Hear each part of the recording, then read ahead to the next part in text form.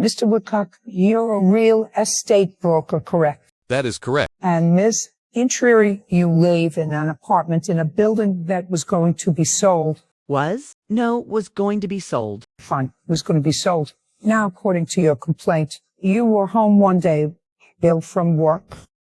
No, I'm actually disabled. But you were home. Yes, I was. And the defendant broke into your apartment. That's correct. I didn't break into anybody's apartment. Okay, noted. I'm just reading what's in the complaint, Mr. Woodcock. You'll have your opportunity to tell your side. Now, since you knew this building was going to be sold, I assume arrangements had been made to show your apartment. Yes, in the past, showings were arranged regularly. Explain the procedure. It was listed with multiple realtors. The usual process involved the realtor calling us, sending a notice by mail, and speaking directly with my husband to agree on a day and time that worked for us. We would then make our home available. Over what time period were you showing the apartment? And speaking directly with my husband to agree on a day and time that worked for us. We would then make our home available. And how many times did you personally allow showings? At least 4 times that I can recall. All right, now tell me about the specific incident involving Mr. Woodcock. It happened on May 13th. I was home recovering. I have severe arthritis from a car accident. I was in my bedclothes. Resting in the afternoon when the doorbell rang. I wasn't expecting anyone. I live in the Haighashbury district, and it's not typical to open your door to strangers. That's why our building has a gate, like most buildings in the area. Mr. Woodcock, you may want to listen carefully. About 5 or 10 minutes later, the doorbell rang again, more urgently this time. I went to the window, which is a long walk from the back to the front in our Victorian flat, and I saw 2 people and an old car parked outside. I didn't recognize anyone, so again, I didn't answer. Then, began hearing noises that sounded like someone dismantling my front door. I was terrified. I immediately called 911. I told the dispatcher it sounded like someone was trying to break into my home.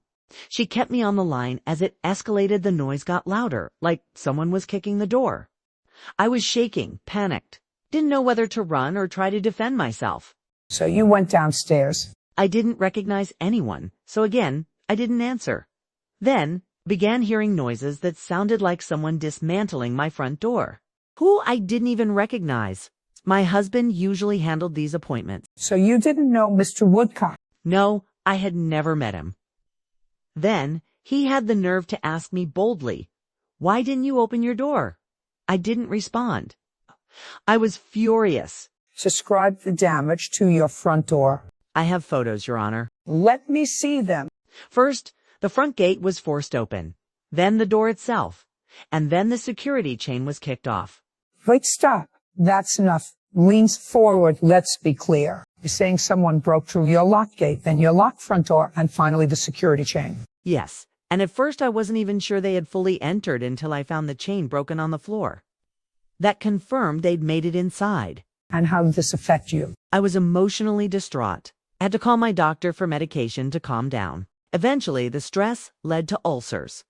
Mr. Woodcock continued to harass me and my family after that day. Now tell me, had you or your husband received any written notice that someone would be showing your apartment on May 13th? I'm glad you asked. We received a notice dated May 12th, but it was for May 14th, not the 13th. So, just to confirm, you received no notice for May 13th? None. Your Honor, if I may, we had an arrangement with the realty company because the showings had gotten off to a rocky start. They were supposed to call us in advance each time. Sir, your wife already explained that to me very well. You should always listen to her. Women are usually smarter. Now, Mr. Woodcock, your version? Yes, Your Honor, I have documentation.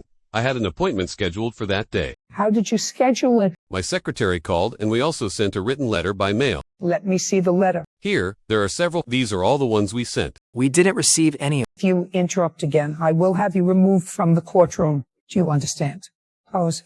Now, Mr. Woodcock, these letters don't prove that the tenant was notified for May 13th, even if they were mailed, or the plaintiff in the amount of $2,500 for emotional distress and property damage. I will slam